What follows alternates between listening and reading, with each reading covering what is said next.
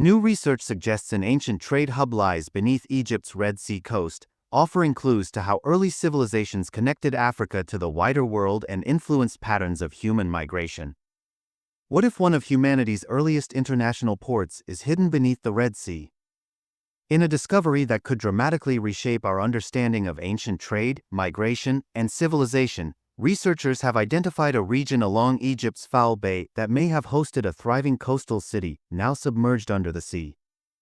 Named Berenice Aquaterra by scientists, this lost port may have once connected Africa to the Mediterranean, serving as a critical crossroads for early human movement and commerce.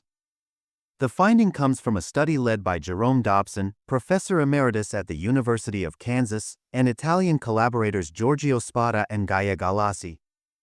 Published in Comptes Rendus Geoscience, their research uses cutting-edge glacial isostatic adjustment (GIA) models to simulate ancient coastlines from 30,000 years ago to the present. These reconstructions, combined with DNA and archaeological data, suggest vast areas of land now underwater once hosted early human settlements.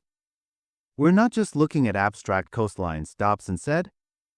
We're potentially looking at the remains of a city that helped move goods, people, and culture between continents. A city lost to rising seas? During the last glacial maximum LGM, roughly 21,000 years ago, sea levels were up to 125 meters lower than today, exposing large areas along the Red Sea. Foul Bay, now an inlet on Egypt's eastern coast, was a dry and potentially strategic location, offering a shorter and safer overland route to the Nile River than the longer Suez Corridor. Dobson and his team proposed that this area could have developed into a port city to facilitate trade between inland Africa and seaborne routes. What makes this hypothesis more than just theory is the unusual pattern of coral reefs in Foul Bay, over 300 patch coral formations, many growing on what may be ancient stone foundations. Coral reefs require hard substrates. If these reefs are sitting on masonry or human-built structures, we could be looking at a submerged archaeological site of global importance, Dobson noted. The potential existence of Berenice Aquaterra challenges traditional views of how early civilizations moved across and beyond Africa. Instead of relying solely on the narrow Suez land bridge, ancient people might have utilized this southern route when sea levels made it viable, connecting to the Nile and eventually reaching the Mediterranean. If proven, this would place Foul Bay as one of the earliest known hubs of human trade, Dobson said. It's like discovering a missing piece of the ancient world's infrastructure.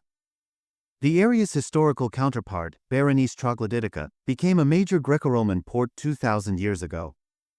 But this new research suggests that Foul Bay's significance predates that by thousands of years. Underwater archaeology's next frontier. Despite centuries of archaeological interest in ancient Egypt, much of the region's submerged coastline remains unexplored.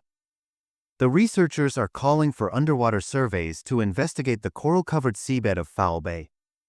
Just because something hasn't been found doesn't mean it never existed, Dobson noted, referencing how the famed lighthouse of Alexandria remained hidden for centuries, only to be rediscovered underwater near its original location.